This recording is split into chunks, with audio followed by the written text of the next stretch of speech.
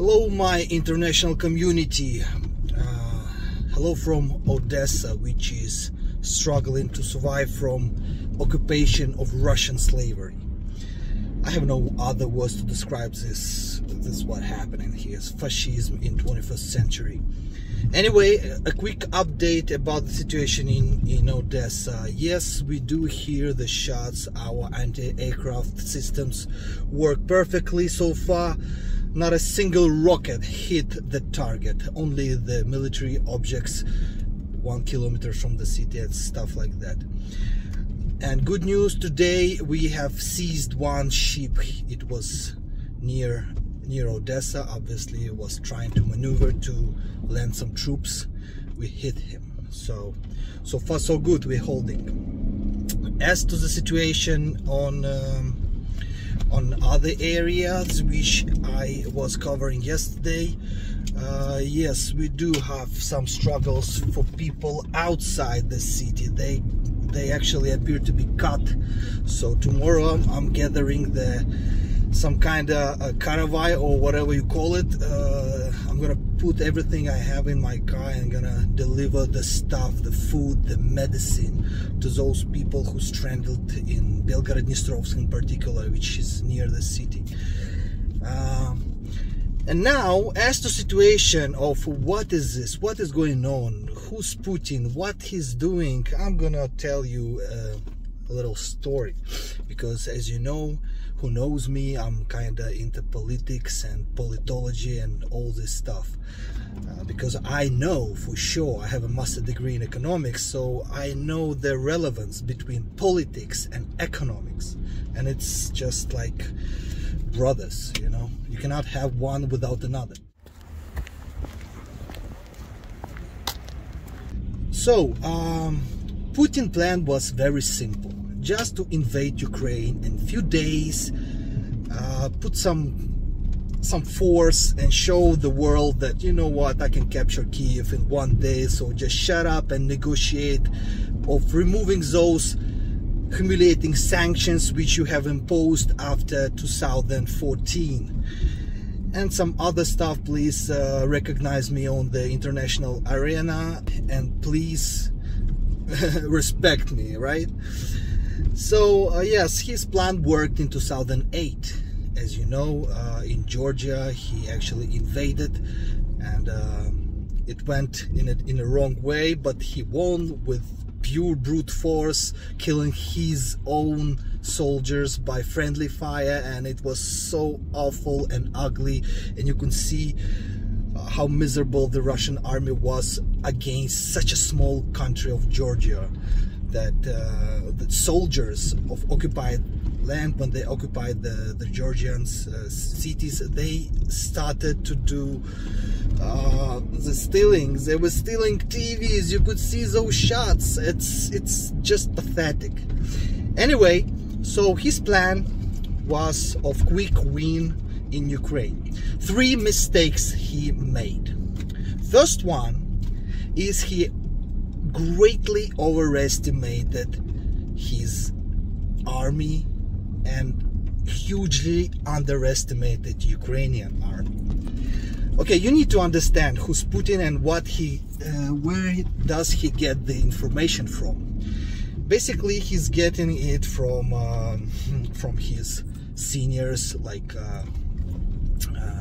military officials, like Minister of Defense and KGB, I mean FSB, and some other services, aviation and Marines, and they all are unprofessional, corrupted schmucks, because to get the position you need to be someone's relative, you have to pay someone, and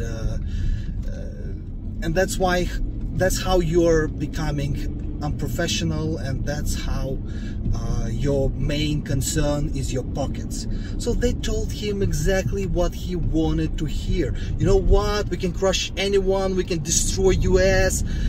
Russian propaganda, if you watched, which I did, says pretty much the same.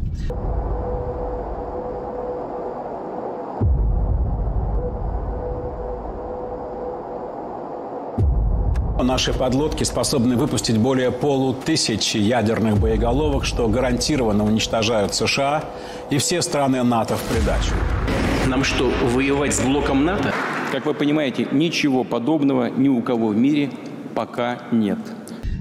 We can push the button and hit any single target all over the planet. You know what? We are Russians. We can do whatever we want. We have the missiles and blah blah blah. And Putin,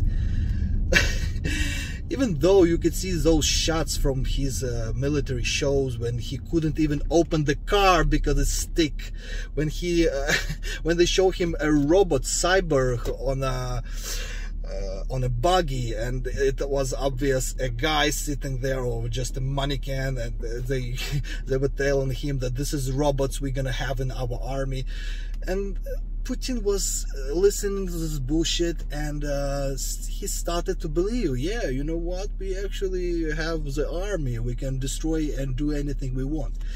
That was his mistake. Now we can see those tanks with the outdated radio. What fucking tanks? We have seen that the supply, the food supply, the expiration date was in 2015. I mean, come on. So you can put trillions of rubles into Russian army, but you will get to the actual like drops, you know what I'm saying? Everything else will be settled in offshore accounts of those officials who steal huge, and from those officials who steal less, and then on the place in the inside army everything is stolen. Nothing is left for a real military power. So that's the reason why we burning their tanks like they're fucking candies. Second one, underestimating our power. Well, Ukrainians, we understand why we are here. This is our land. Our military is not a bunch of losers who are ready to invade other country because they're fighting some fascism or some other bullshit which Russian do to their military in terms of brainwash and stuff like that. So we have the truth on our side. We have and we have the means, because we are fighting Russians since 2014. You know, in Donetsk, Lugansk, everywhere. You know what I'm saying? So so we know how to fight and we know how to defend. And moreover, even if we lack the equipment, the high-tech equipment, we fucking fight them with a stick. You know what I'm saying? This is the morale. This is the morale of our personnel, and we demonstrate it. Second thing, which Putin made obviously a mistake for himself. He expected Ukrainian people to greet him like a savior. And yes, he had some grounds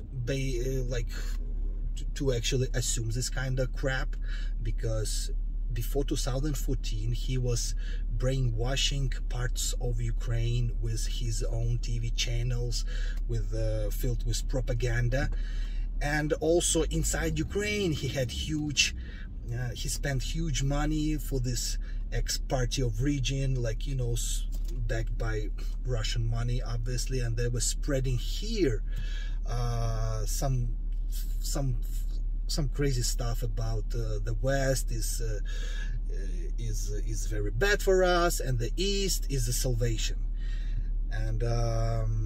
And that's why people were kind of confused, and they were kind of a politician, and they kind of, okay, I love Russian, and I don't like really Europe, and so yeah, maybe with Russia it will be better because they have oil. So when Putin actually invaded, they were not against, they were kind of neutral, or some of them even were after Russia because they were brainwashed. You know, to defend yourself against propaganda, you have to have intelligence, and many of them lack it. Anyway, Now it's a different story. After 2014, our government realized the threats, so we switched off this Russian propaganda. People started to receive the information from independent sources, which we have in Ukraine, and build up basically the objective opinion that Russians, they are invading the neighboring country with different slogans, fighting terrorism in Syria, fighting Nazism in Ukraine, and some other bullshit they figure out they have the right to impose. Anyway, that was a mistake number 2, because when the tanks and the military personnel entered the cities, they were stopped by people with flags, no weapon, no nothing, women, grandmothers, elderlies, police without any guns stopped tanks. Man, we have so many heroes in society that actually proved they are not afraid of tanks. You will be seeing those pictures, I'm telling you. BBC is very sluggish to show this to the world. They need to check the information. And yes, that was tremendous shock for the military of Russians. You know, those young guys that were kind of convinced that, you know, they come to Ukraine to save people, and then they come and they see those women, those guys without arms, standing and screaming, Putin, Russian ship, go fuck yourself. And yes, they they don't know what to do. The morale goes down. That's why we have seen so many abandoned vehicles, they just run away. Anyway, the third point, which Putin made a huge mistake of. Putin really underestimated the reaction of the world. And yes, he had the right to. As I mentioned in 2008, whatever he was doing, it was all forgiven by the West. They like, oh, come on, do your stuff, but please be quiet, and blah blah blah. And then he invaded Georgia. He went to Tbilisi in 5 days, and then Bush had to put a ship in Black Sea and said, okay, you know what, let's talk. Okay. And then Putin like, oh, now you see me, now you respect me, now you talk to me. And then was not a punishment from the West, from the States, but it was kind of a relaunch. And as you remember, they started the relaunch phase with Russia relationships, and that actually unpunished evil, which Putin has realized that, you know what, okay, if I do bad things, they respect me more. Okay, no props. So Syria, here you go. And now Ukraine.